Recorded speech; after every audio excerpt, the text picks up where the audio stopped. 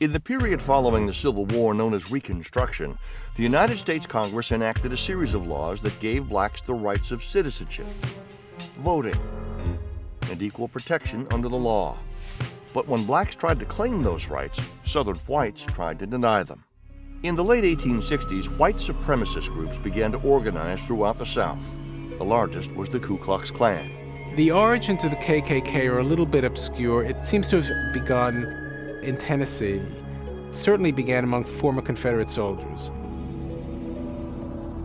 Initially, it seemed to be given over to pranksterism, but very quickly, the KkK becomes a rubric to describe all sorts of paramilitary and vigilante groups, some small, some large, some politically connected, some relatively ad hoc, that take it as their task to enforce the submission of the now free black population through violent means.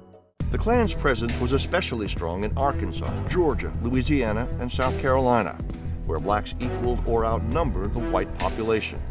The Klan was made up of former Confederate soldiers, some members of the Democratic Party, and those resistant to Congress's plans to reconstruct the South.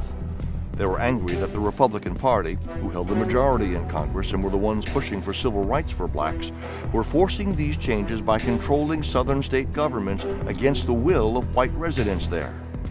Klan members terrorized blacks in church, at the polls, and in schools. They intimidated teachers, forcing them to stop teaching black students. They used threats of violence to keep blacks from leaving plantations. And then the threats became real. They beat, tortured, and even murdered blacks to prevent them from voting and from serving as political leaders. Between 1865 and 1877, the Klan and other related white supremacist groups were responsible for more than 4,000 deaths throughout the South. You might say it's really the first period of homegrown American terrorism. The Ku Klux Klan was the Al-Qaeda of the 19th century. These acts of terrorism were effective.